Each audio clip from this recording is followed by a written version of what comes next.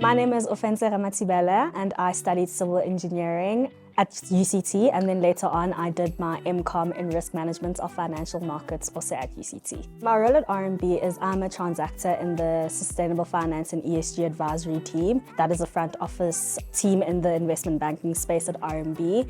And what that basically entails is we work with clients, whether it's corporates or governments, COEs, there's various types of clients that we work with to help them collaborate and build on their sustainability strategy. And with that comes building on sustainability frameworks. We embed all of those features into legal documentation. On a day-to-day basis, I start by just reading emails, responding to emails with clients. Most of the day I'm in meetings, and those meetings could be client, external meetings, or internal meetings with other stakeholders within the bank. I started in the first round Quant's graduate program, which is the 2-year graduate program, and I did my rotations at RMB Market Risk, which was my first rotation. Thereafter, I came to the first round corporate center and I did my rotation at Group Treasury. I did a small stint in climate risk and then I ended up at the RMB Sustainable Finance and ESG advisory team. I decided to go into the ESG space or the ESG team because a lot of the work that they do aligns with my personal values. I wanted to really be in a space that creates tangible impact for the world,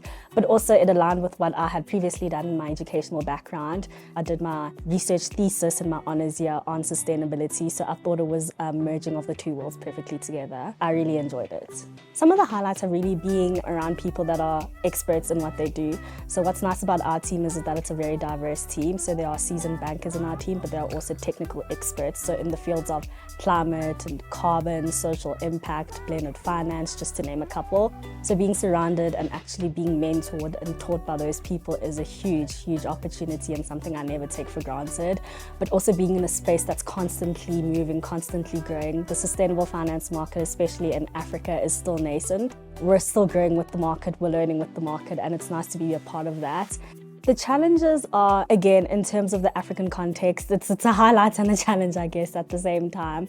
You know, there isn't a lot in the African context and it's very difficult, especially to get around regulations. Also, the data isn't readily and easily accessible or available, and even if it is, a lot of the times it's fragmented or it's incomplete. A lot of the time we have to kind of play an educational role for clients. We have to convince clients to take up these types of instruments. Sometimes that can be difficult because people still need to buy into sustainability as a whole. I keep up to date with the changes that are happening in the sustainable finance space, firstly by, of course, doing my research, reading reports, reading the news. One of the things that I have to do for my team is actually create quarterly reports. So it's important to keep up to date with what's happening in the market, but then we also attend industry conferences and events. That's a nice way to network and speak to other people in the market, but also find out what other people are doing in their spaces. I love to read. I'm a big reader. I read about like 1 book a week. I love to read mainly fiction. I don't read a lot of non-fiction. I also like to do physical activities. I'm not a big runner, but I do like to do sports. I like hiking and I like cycling. And then I also like to travel. I like experiencing new cultures and new cuisines, new people in general.